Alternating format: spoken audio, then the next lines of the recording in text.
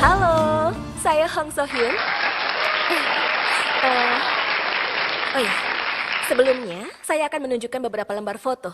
Foto ini menampilkan seorang anak yang terlihat dapat diandalkan. Siapakah dia? Dia terlihat seperti nantinya akan bermimpi menjadi pembalap mobil. Sekarang dia menggenggam sebuah granat. Tampak seperti calon jenderal yang akan bermimpi menjadi tentara. Siapakah dia? Apa kelihatan jelas? Ya benar, anak di dalam foto itu adalah saya sendiri. Sewaktu saya kecil, saya lebih suka main mobil-mobilan dibandingkan rumah-rumahan. Seperti yang terlihat di foto tadi, saya lebih suka menggenggam granat dibanding boneka. Saya dibesarkan seperti anak laki-laki dibandingkan seperti anak perempuan. Sejalan dengan itu, orang tua saya berharap agar nantinya saya bisa masuk ke akademi kepolisian dan menjadi seorang polisi. Jujur saja, saya selalu menuruti perkataan orang tua saya, sehingga saat orang tua saya mengharapkan saya menjadi seorang polisi, saya menjadikannya sebagai cita-cita dan belajar dengan sangat tekun.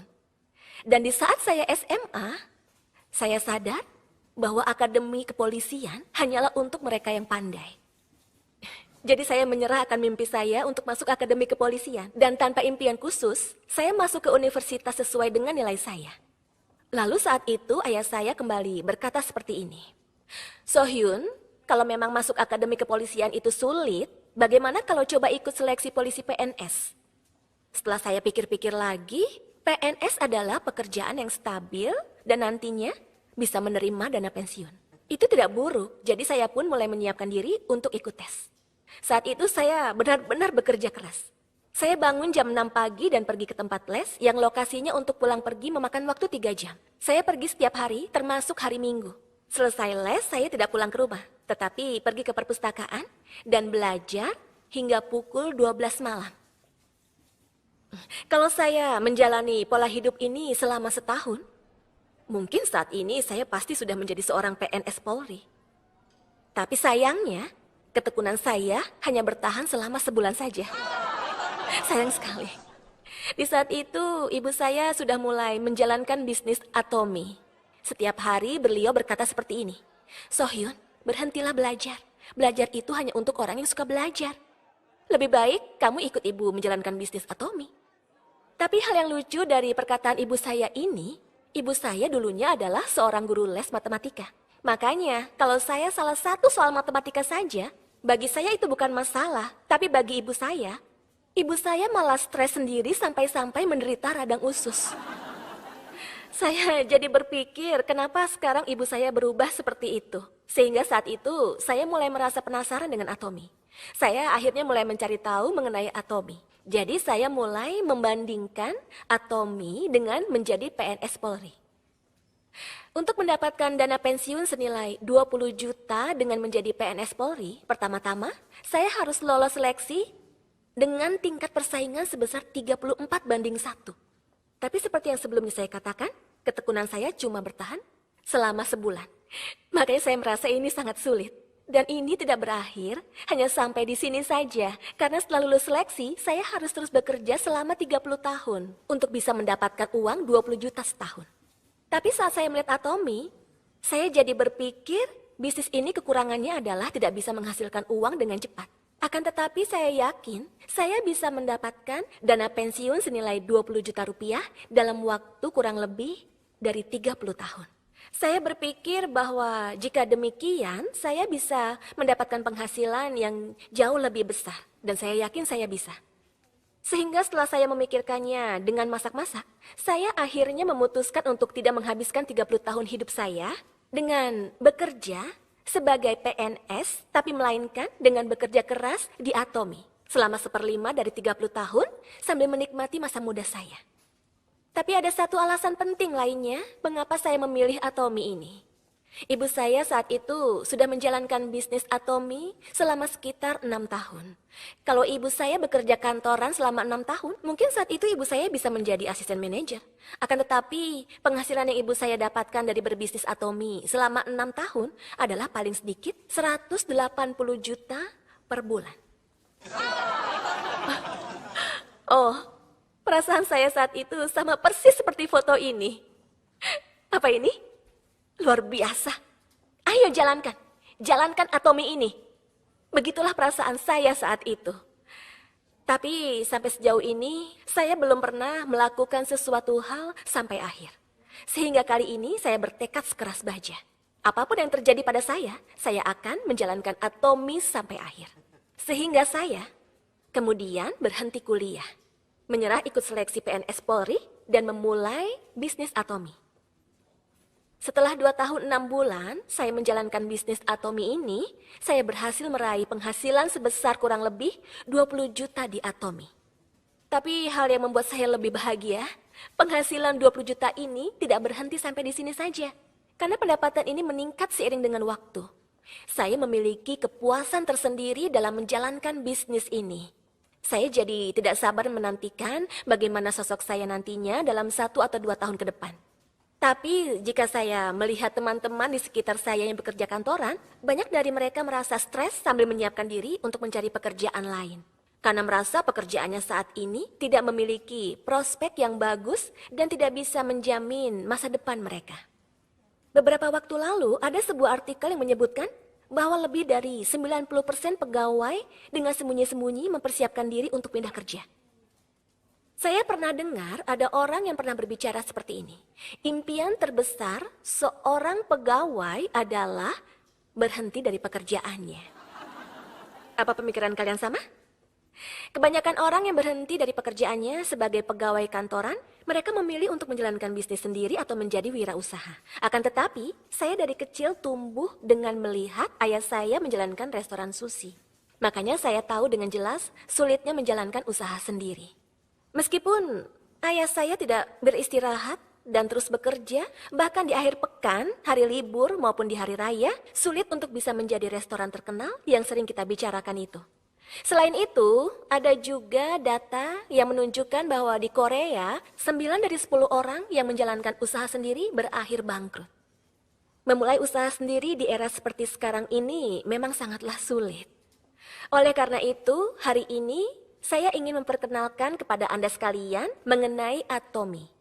Perusahaan yang membuat saya bisa bekerja dengan merasakan kepuasan, sekaligus perusahaan yang membesarkan penghasilan yang sangat besar kepada ibu saya. Menurut Anda, apa itu perusahaan Atomi? Apa kalian tahu? Perusahaan distribusi. Jawaban yang berkelas sekali. Kira-kira menurut Anda apa lagi? Pemasaran berjenjang. Sangat mendasar sekali ya. Oh, saya belum pernah dengar. Sepertinya ada juga orang yang berpikir seperti itu. Atomi adalah perusahaan distribusi yang mendistribusikan kebutuhan sehari-hari kita. Mereka yang berusia 20-30-an dan belum menikah mungkin belum mengenal Atomi. Namun kenyataannya banyak orang di sekitar kita yang menggunakan produk Atomi ini. Di antara industri sejenis di Korea, perusahaan Atomi adalah perusahaan yang penjualannya menempati peringkat kedua. Dan di antara perusahaan Korea, penjualannya menempati peringkat pertama. Sejak didirikan pada tahun 2009 hingga sekarang, selama 10 tahun ini, tanpa ragu sedikit pun, penjualannya terus meningkat setiap tahunnya. Dengan penjualan yang terus meningkat seperti ini, tahun lalu, akumulasi penjualan global Atomi mencapai rekor sebesar 12,4 triliun rupiah. Agar Anda bisa lebih membayangkan seberapa besar 12,4 triliun itu, saya mencoba mencari data perusahaan yang penjualannya kurang lebih mencapai angka 12 triliun. Saya yakin mungkin hampir semua orang di Korea sudah pernah mengunjungi Starbucks, sebuah perusahaan kedai kopi yang sangat terkenal. Perusahaan Starbucks di Korea memiliki penjualan yang hampir sama dengan Atomi. Kemudian perusahaan terkenal seperti Mail Dairy, Namyang Dairy, Seoul Mill, mereka juga memiliki penjualan yang hampir setara dengan Atomi. Apakah Anda sekarang bisa memahami betapa besarnya penjualan dari perusahaan Atomi? Baik, dan perusahaan Atomi ini bukan hanya ada di Korea saja, tapi juga sudah berekspansi ke luar negeri. Amerika, Jepang, Kanada, dan negara maju lainnya. Setara beberapa negara di Asia Tenggara seperti Filipina, Malaysia, dan Indonesia. Rusia juga akan menjadi jembatan untuk ekspansi Atomi ke Eropa di masa depan. Per Desember 2020, Atomi sudah tersebar di 18 negara termasuk Korea. Dengan pertumbuhan seperti ini, maka secara nyata nilai ekspornya pun meningkat. Pada hari perdagangan yang dilaksanakan 2019, Atomi meraih penghargaan $100 million Export Toward Award.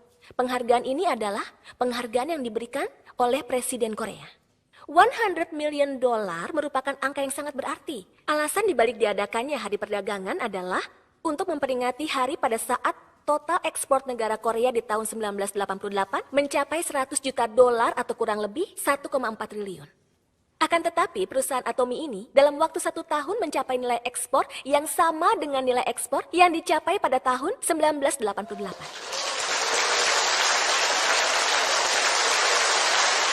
Baiklah. Berkat perusahaan Atomi yang terus berkembang sampai ke luar negeri, saya yang awalnya tidak mengenal seorang pun orang asing, bisa berkesempatan untuk mengunjungi Indonesia dengan tujuan bisnis dan juga sekalian liburan. Sebenarnya sebelum saya menjalankan bisnis Atomi ini, sekalipun saya belum pernah ke luar negeri.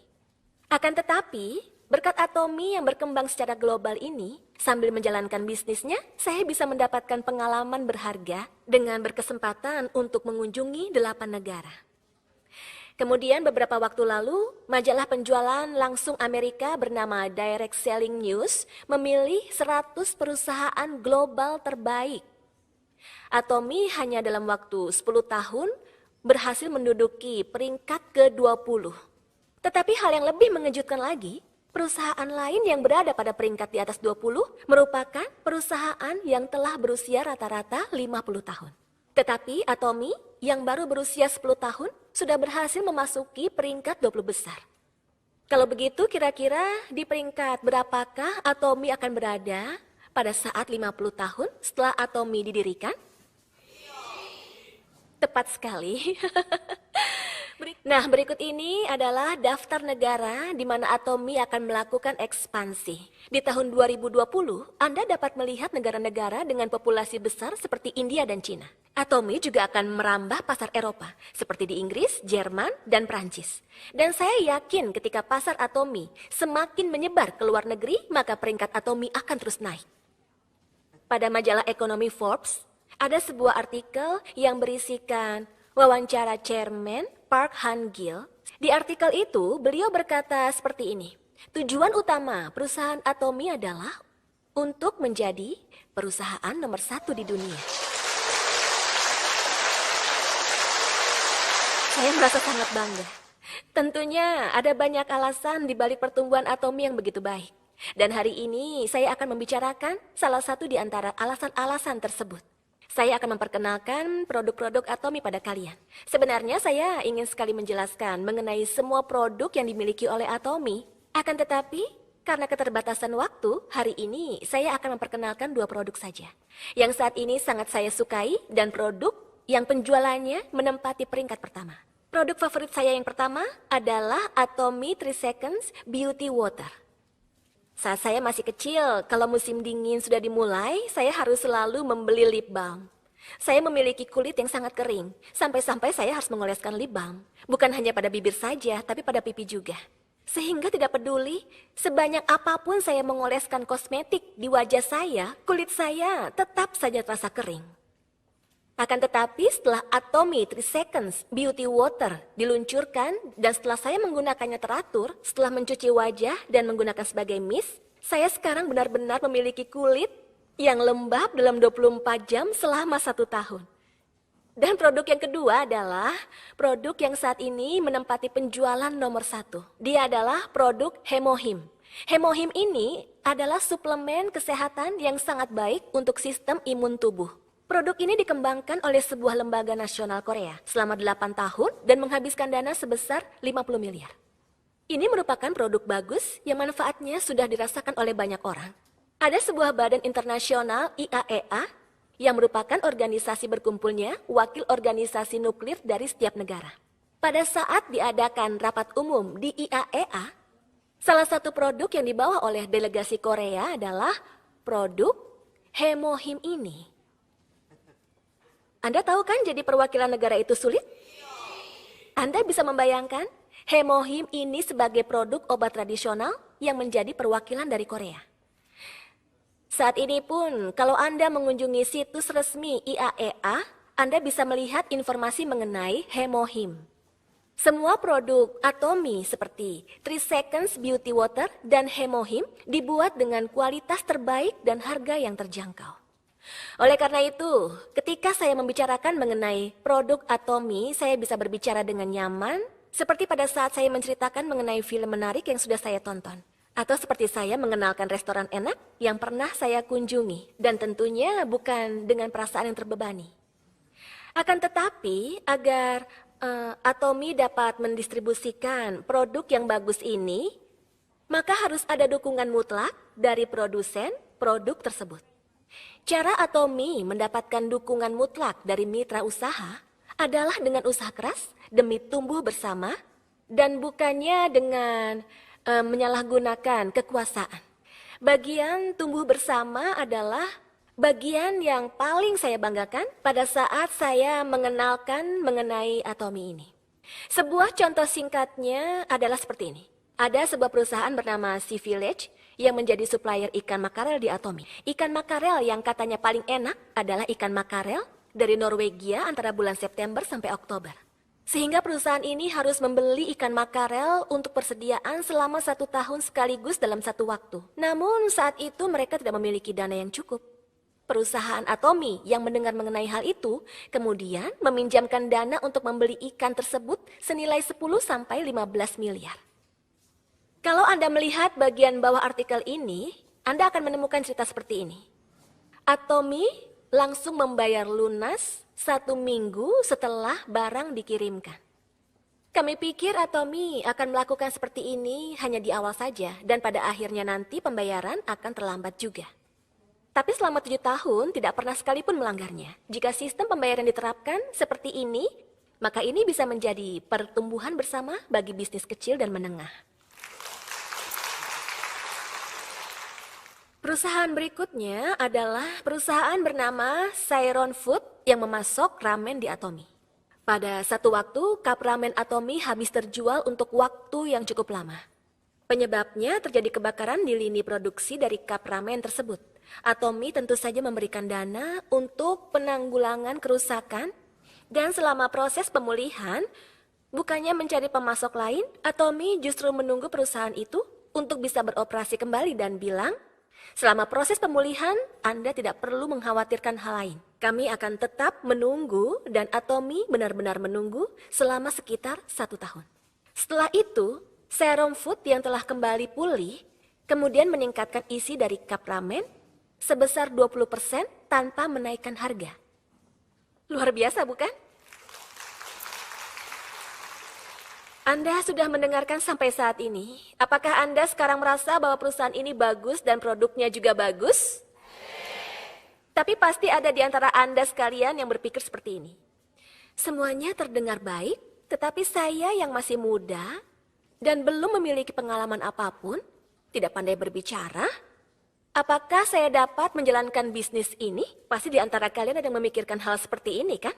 Saya pun sebelum memulai bisnis ini juga berpikir seperti itu. Akan tetapi, di Atomy ada rancangan pemasaran yang akan menyelesaikan kekhawatiran itu. Makanya ibu saya sudah terlebih dahulu memulai bisnis ini dan saya tidak memiliki siapapun yang dapat saya daftarkan karena saya tidak memiliki koneksi. Namun, setelah ibu dari teman saya bersama saya menjalankan bisnis Atomy, saya yang tidak memiliki koneksi, melalui koneksi yang dimiliki ibu teman saya, sekarang berhasil membuat banyak konsumen dan partner. Saya bukan orang pandai atau pintar dalam berbicara. Meski demikian, karena saya bekerja dengan mereka yang pandai berbicara, bisnis yang mereka jalankan secara alami terhubung dengan bisnis saya. Dan bisnis saya pun tumbuh bersama dengan bisnis mereka. Oleh karena itu, kalau Anda sekalian memiliki kekhawatiran seperti itu, Anda jangan khawatir. Karena sebelum saya bertemu dengan Atomy, saya tidak pernah memiliki impian saya sendiri. Saya adalah orang yang menjadikan impian yang ditentukan oleh orang lain. Akan tetapi, setelah bertemu Dengan Atomi, saya mulai memimpikan impian saya sendiri dan mulai memikirkan pekerjaan apa yang akan saya kerjakan. Sehingga sekarang saya memiliki banyak hal yang ingin saya lakukan. Tapi karena waktu terbatas, saya beritahu satu saja. Apakah Anda bisa melihat foto yang paling besar? Orang yang ada dalam foto ini adalah panutan saya. Beliau ibu saya. Itu ibu saya. Bagaimana? Dia cantik kan? Saya mirip dengan ibu saya kan? Jangan bilang saya mirip ayah saya. Saya akan menyampaikan hal terakhir. Waktu memang membuat kulit kita menjadi keriput. Namun menyerah pada mimpi kita akan membuat jiwa kita menjadi keriput. Apa ada di antara kalian yang memiliki kerutan di jiwa Anda sebelum bertemu dengan Atomi seperti saya? Tulisan ini adalah sebaris dari puisi masa muda yang sering dibaca oleh Jenderal MacArthur.